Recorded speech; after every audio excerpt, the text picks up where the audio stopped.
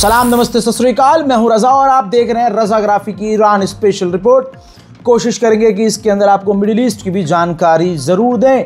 सबसे बड़ा खेल तो ईरान ने खेल दिया है और ईरान का ये खेल काफ़ी ख़तरनाक है। इजराइल ने ख्वाब में भी नहीं सोचा था कि ईरान के पास ऐसी कोई इंटेलिजेंस भी है और ईरान इतनी इंफॉर्मेशन इकट्ठा कर सकता है।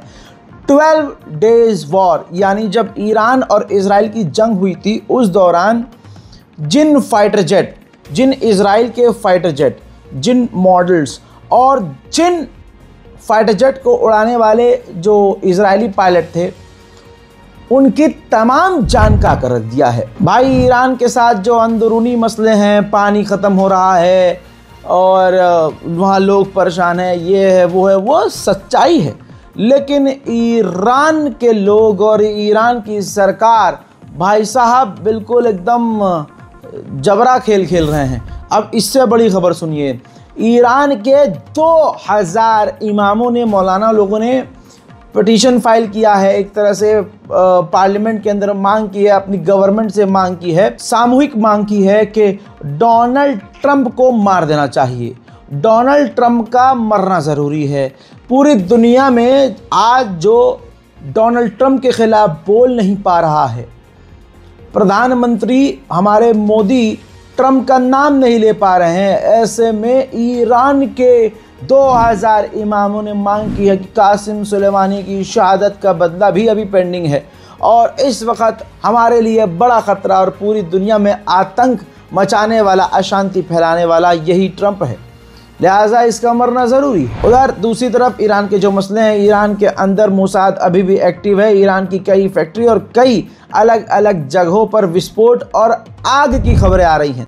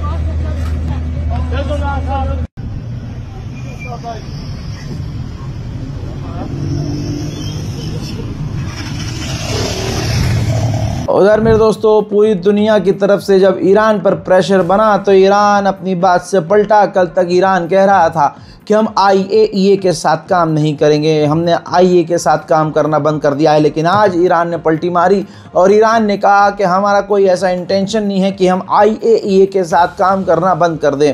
हमारे मुल्क ईरान में IAEA के इंस्पेक्टर बहुत जल्द आने वाले हैं। उधर ईरान के विदेश मंत्री ने एक बार फिर से दोहराया है कि हमारा जो न्यूक्लियर है और जो यूरेनियम है वो बिल्कुल सेफ़ है और हमारा यह अधिकार है कि हम यूरेनियम इनरिचमेंट कर सकते हैं और हमें इससे कोई रोक नहीं सकता। उधर मेरे दोस्तों, ईरान के विदेश मंत्री ने दोहराया है कि हमारा ईरान का और इजराइल का सीज़ फायर एग्रीमेंट नहीं हुआ है। जैसा मैंने शुरू में बता दिया था, लिखित में कोई एग्रीमेंट नहीं हुआ है। लिहाजा ईरान के विदेश मंत्री का कहना है कि जब कोई सीज़ फायर का रिटन में एग्रीमेंट ही नहीं है तो सब कुछ दोबारा से शुरू हो सकता है, यानी जंग दोबारा से शुरू हो सकती है। वहीं ईरान के विदेश मंत्री ने यह भी कहा कि अगर यूरोप के देश ट्रिगर मैकेनिज्म अगर ऑन कर देते हैं, यानी ईरान के खिलाफ प्रोपेगेंडा चलाते हैं, ईरान पर पाबंदी लगाते हैं, ईरान के खिलाफ बयानबाजी करते हैं, तो ईरान पर इन तमाम चीज़ों से कोई फ़र्क नहीं पड़ेगा। दुनिया देखती रह गई दुनिया। भाई साहब, ईरान के राष्ट्रपति पेज़ेश्कियान जब पाकिस्तान पहुंचे हैं, जी हाँ, ये तस्वीर देखिए, पाकिस्तान जब पहुंचे हैं तो ईरान के राष्ट्रपति का स्वागत करने के लिए एयरपोर्ट पर एयरक्राफ्ट के बिल्कुल करीब अगर कोई जाकर उनको रिसीव कर रहा था तो वो पाकिस्तान के प्रधानमंत्री शहबाज शरीफ थे। ये तस्वीर बहुत सारे लोगों को पसंद नहीं आ रही है। अब इससे एक नया चैप्टर खुल गया है, क्योंकि पाकिस्तान न्यूक्लियर कैपेबल मुल्क है और ऐसे में पाकिस्तान चाइना के साथ मिलकर हथियार बनाता है।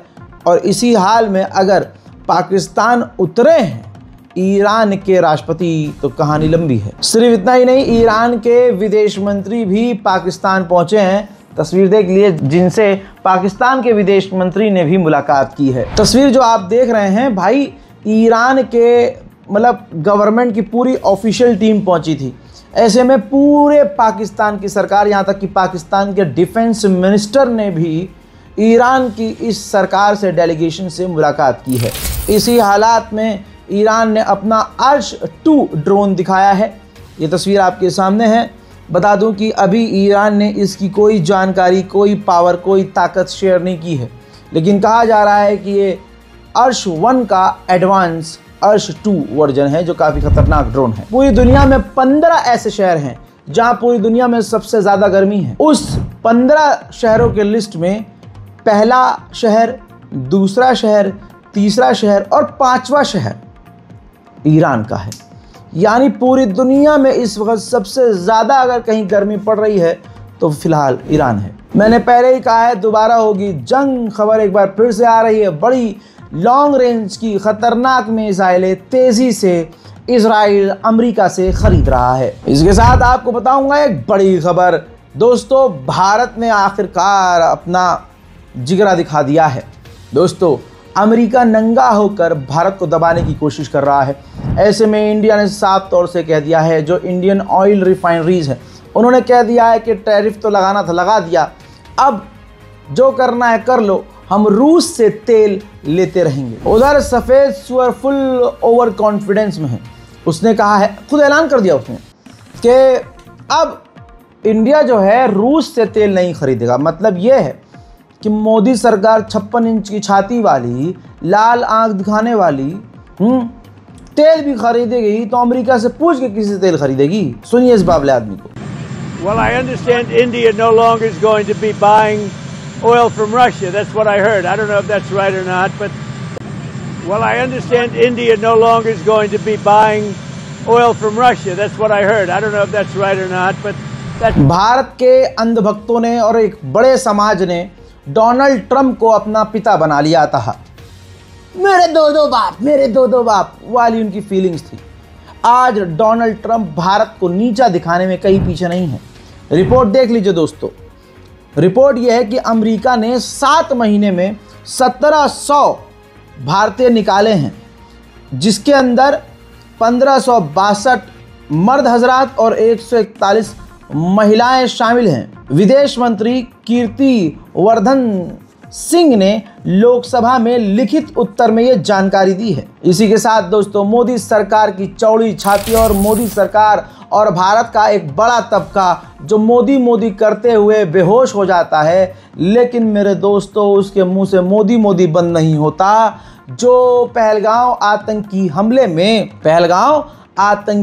हमले में शोर मचा रहे थे, पोस्टर लगा रहे थे कि धर्म पूछ के मारा है, धर्म पूछ के हम मारेंगे, अजी कद्दू का मारेंगे। दोस्तों, फर्जी राष्ट्रवाद भाजपाई हिंदुओं का, जो भाजपाई 2014 के बाद वाले नकली हिंदू हैं, उनका बार बार जो है असली चेहरा सामने आता है। रिपोर्ट आपके सामने, ये आधिकारिक रिपोर्ट है। तमाम लोगों को मुबारकबाद के साथ ये खबर दे रहा हूँ कि ऑफिशियली ऐलान कर दिया गया है कि भारत पाकिस्तान क्रिकेट मैच 14 सितंबर को दुबई में होगा।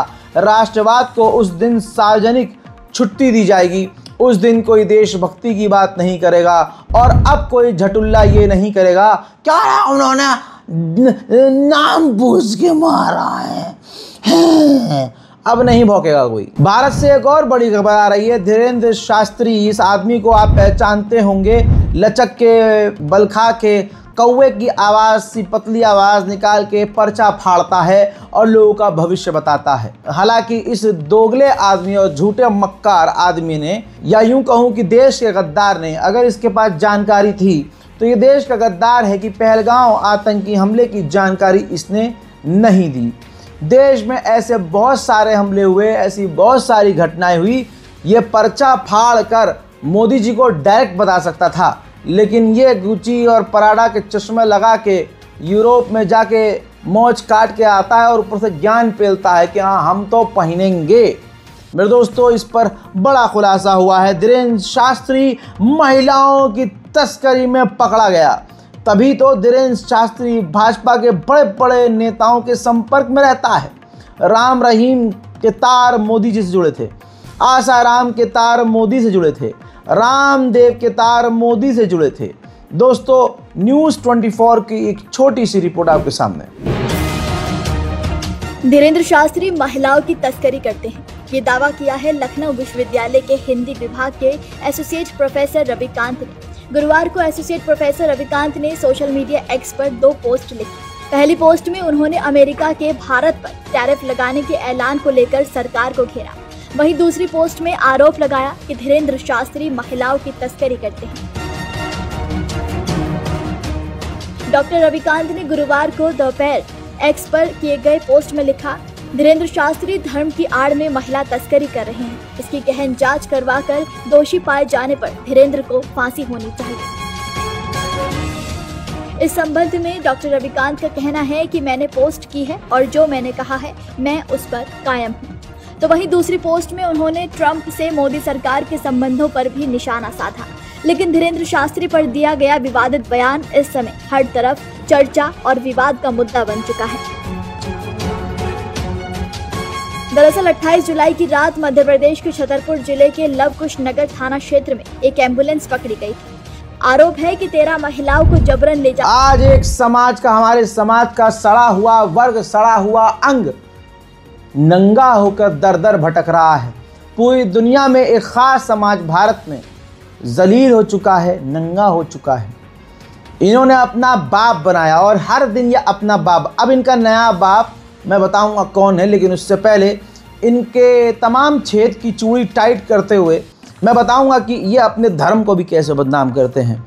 मैंने बोला था कि डोनाल्ड ट्रंप का जो हिंदू सपोर्ट कर रहा है वो ट्रंप का समर्थक नहीं है, वो अमेरिका का समर्थक नहीं है। असल में वो अमेरिका और इजराइल के साथ इसलिए है क्योंकि अमेरिका और इजराइल मुसलमान विरोधी हैं, मुस्लिम विरोधी हैं, इस्लाम विरोधी है। मेरे दोस्तों, एक पुराना वीडियो एक गंदे इंसान का सामने आया है जिसमें वो घटिया आदमी बता रहा है कि उसने अपने धर्म का उपयोग करके ओम भट्ट स्वाहा और अंतर मंत्र तंत्र पढ़कर डोनाल्ड ट्रंप को जीत के लिए दुआएं दी हैं और प्रार्थना की है।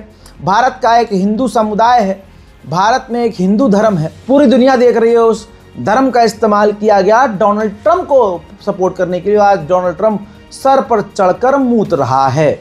मेरे दोस्तों, इस वीडियो को ध्यान से देखिएगा, ध्यान से इसको समझिएगा। मंत्र में भी, तंत्र में भी, अपने तमाम भक्ति वाले श्लोकों के अंदर भी डोनाल्ड ट्रंप का नाम घुसाकर इन्होंने पूरी भक्ति की थी और आज इन्हीं के बाप इनके मुंह में मूत रहे हैं। देखिए, संत समाज में हर्ष उल्लास है क्योंकि मानवता के रक्षक डोनाल्ड ट्रंप जो विश्व में शांति लाने का संकल्प लिया है और रेडिकल इस्लाम को जड़ से समाप्त करने का जो शुभ संकल्प लिया, आज वह उनका जो उन्होंने नारा दिया था मेक अमेरिका ग्रेट अगेन, आज उनका नारा जो है परिपूर्ण से सफल हुआ। जो हमने मंत्र किया ओम ह्रीं बगलामुखी डोनाल्ड ट्रंप सर्व शत्रु नाम वाचम मुखम पदम स्तंभे जिह्वाम कीले बुद्धिम विनाशाय ह्रीं ओम फट स्वाहा, इन मंत्रों के साथ हमने यज्ञ किया और उस यज्ञ के प्रभाव से आज हमारे डोनाल्ड ट्रंप भारी मतों से विजयी हुए हैं। उधर इंडिया और फिलीपींस साउथ चाइना सी में एक साथ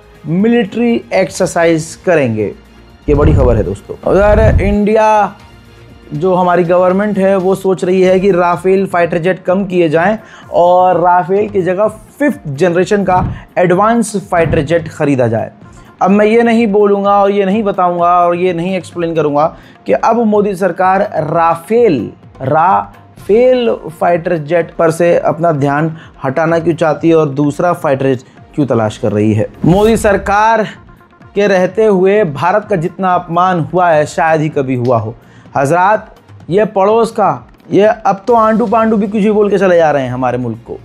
ये बांग्लादेश का यूनुस जो वहाँ का प्रधानमंत्री है, उसने कहा कि हमने डोनाल्ड ट्रंप से बात करके 17% टैरिफ कम करवाया है और हमारा पड़ोस का मुल्क जो है टैरिफ कम करवा नहीं पाया और वो डील नहीं कर पाया। उधर पाकिस्तान के नेवल चीफ यानी नेवी के जो अधिकारी हैं, जो सेनापति हैं नेवी के, वो भाई तुर्की पहुँचे हुए हैं। अब इस चीज़ पर भारत की पैनी नज़र है। और देखिए सीधी बात यह है, पाकिस्तान, चाइना और तुर्की भारत के लिए बड़ा ख़तरा है, लेकिन इस वक्त अंडवे दीवार में सर मार रहे हैं। करे तो करे क्या भाई? पहले तो इनके अब्बा ने इनके मुंह मुद्द दिया। किसने? डोनाल्ड ट्रंप ने। मेरे दो बाप, मेरे दोनों बाप। ये कल तक चाइना का बाइकआउट करने की बातें करते थे, बहुत पहले, हो गया साल 2 साल, चाइना ये और चाइना वो। उसके बाद क्या हुआ? अभी भी चाइना से हमारा ट्रेड चल रहा है। एक के बदले 100 सर लाएंगे, लाख दुश्मन को। अजी लाल कुछ और दिखा दिया इन्होंने। अब हाल क्या है मैं आपको दिखाना चाहता हूँ। आप देखिए, ये देखिए अंधभक्तों की ये ज़िंदगी है। अब इनकी ज़िंदगी मीम पर होती है भाई, मीम से ज़िंदगी चलती है इनकी, मीम पे ख़त्म होगी। ये देखिए, ये पहले इसका ये ट्वीट देखिए, श्री साथ्या, पहले लिखा इसने बाइकआउट तुर्की, बाइकआउट अजरबैजान, बाइकआउट चाइना। फिर इसने कहा कि please stop using China product even from now. ठीक, ये कब बोला इसने? ये अभी करनी है कि आप कभी खुश हो रहे हो। हाँ, अच्छी बात तो बोली है। संगियों में इतना दम थोड़ी ना है, इनके अंदर वफा थोड़ी ना, गद्दारी है। अब ये देखिए, इसी चाइना को जिसको ये बाइकआउट करने को कह रहे थे अंधभक्त, इनकी औकात ये है कि अब श्री सत्या, वही व्यक्ति, वही लड़की, फीमेल फेक अकाउंट जो भी है, अंधभक्त होगा कोई, ये अब रूस, चाइना और भारत की एक साथ की फोटो क्लिक करके, तीसरा क्लिक करके अपने नए बाप को चुन चुके हैं कि चाइना हमारा बाप, रूस हमारा बाप, क्योंकि बस मोदी साथ चल रहे हैं। और इसी मोदी सरकार ने कहा था कि आतंकवाद और टेबल पर बैठकर बात हम आतंकवाद के साथ नहीं करेंगे। वहीं चाइना में जाकर भारत के विदेश मंत्री जयशंकर ने पाकिस्तान के साथ, एक आदमी बीच में बैठा था, उधर बस पाकिस्तान के विदेश मंत्री थे, और उसी टेबल पर बैठ के इन्होंने बात करी। तो थूक के चाटना किसे कहते हैं? क्या झंड जिंदगी है अंधभक्तों की दोस्तों, जिसका बाइकआउट नहीं कर पाते, जो इनके पिछवाड़े पर क्रांति लिखकर चला जाता है। ब्रह्मपुत्र नदी काटने पर काम शुरू कर चुका है। भारत का पानी लगभग पूरी तरह से चाइना कंट्रोल कर लेगा। भारत को पानी की किल्लत पड़ सकती है। हमने, मोदी सरकार ने कहा था कि हम पानी बंद कर देंगे। पाकिस्तान का पानी बंद करने की बात की थी, उधर पाकिस्तान के दोस्त ने हमारा पानी बंद करने की तैयारी, डैम बनाना शुरू कर दिया है। मोदी सरकार डैम बनाना बंद करवा पाई? अजी कद्दू। आगे सुनिए। इसके बाद अभी 3-4 दिन पहले मैंने आपको अपडेट दिया था, भारत के एक्सपर्ट, और भारतीय हैं वो, और मुसलमान नहीं हैं, और इंटरनेशनल ओपन सोर्स है सैटेलाइट मैक्सार, उसके अंदर बताया गया कि जो हमारी ज़मीन है वहाँ पर चाइना ने रोड बनाकर अपने इलाके को भारत के इलाकों से जोड़ दिया है, और भारत की वो ज़मीन है। और अभी मोदी सरकार ने इस पर कोई ऑफिशियल स्टेटमेंट भी नहीं दिया है। ये लोग जाकर, यही मोदी सरकार अब चाइना के लोगों को भारत का वीज़ा देने के लिए ऐसे झोली फाड़ कर खड़े हैं कि हाँ हम तो वीज़ा देंगे, और यही जो है देशभक्ति की बात भी करते हैं। तो गद्दार कौन है आप खुद समझिए भाई। एक पनौती है, उस पनौती की वजह से पूरे भारत का बेड़ा गर्क हो गया। अब सुनिए कितना बड़ा खतरा है। सीक्रेट लीक हुआ है, उसमें यह है कि पाकिस्तान और बांग्लादेश की जो एयरफोर्स है वो डील कर रही है, एग्रीमेंट कर रही है। और जब तक आप ये रिपोर्ट देख रहे होंगे तब तक एग्रीमेंट हो चुका होगा। इस रिपोर्ट के तहत, इस एग्रीमेंट के तहत अब बांग्लादेश और पाकिस्तान की एयरफोर्स इंटेलिजेंस शेयर करेंगी, डेटा शेयर करेंगी और साथ काम करेंगी। जिसके बाद कहा जा रहा है कि भारत जो है रेड अलर्ट पर। काहे का रेड अलर्ट? रेड तो मोदी ने कहा था आंख दिखाएंगे, किसी को कुछ नहीं दिखा पा रहे हैं। भारत के अंदर रहने वाले मुसलमानों को परेशान कर लो, क्योंकि इन्हीं पे इनका जोर चलता है। विदेश में तो मुल्लों को गले लगाना होता है इन्हें। और सुनिए, अभी तो आगे सुन लो भाई। पहली तेल की शिपमेंट पाकिस्तान को अमेरिका ने दे दी है। पाकिस्तान अमेरिका से अपने रिश्ते मजबूत कर रहा है, उसके हो भी रहे हैं। पाकिस्तान ने अमेरिका से पहला तेल का शिपमेंट रिसीव कर लिया है, और डोनाल्ड ट्रंप ने अभी 2 दिन पहले ऐलान किया है कि ऑयल रिफाइनरी इंडस्ट्री में मिलकर अमेरिका और पाकिस्तान काम करेंगे। अब ये किसके मुंह पे तमाचा है? 56 इंच, 54 इंच, 32 इंच, 60 इंच, बस तुम इंच इंच गिनते रहो और वो इंच इंच में तुम्हारी ऐसी तैसी कर रहे हैं। लेकिन मजाल है कि डरपोक ट्रम्प का नाम ले सके। हज़रात मोहतरम, पाकिस्तान ने अंधा पैसा तो लगा दिया है और एडवांस फाइटर जेट खरीदे भी हैं, जैसे उसमें F-16 है, F-16 की पूरी उसके बाद बटालियन है, लेकिन मेंटेनेंस बहुत हाई है, तो मेंटेनेंस वो मतलब कर नहीं पा रहा है। तो कहा जा रहा है कि पाकिस्तान F-16 को अपनी एयरफोर्स से रिटायर कर सकता है। उधर पाकिस्तान ने चाइना का खतरनाक Z-10 अटैक हेलीकॉप्टर आधिकारिक तौर पर अपनी एयरफोर्स में शामिल कर लिया है। उधर चाइना खतरनाक नेवी ड्रिल कर रहा है और उसकी वीडियो भी जारी कर रहा है। भारत रेड अलर्ट पर पहले से और इस पर नजर है।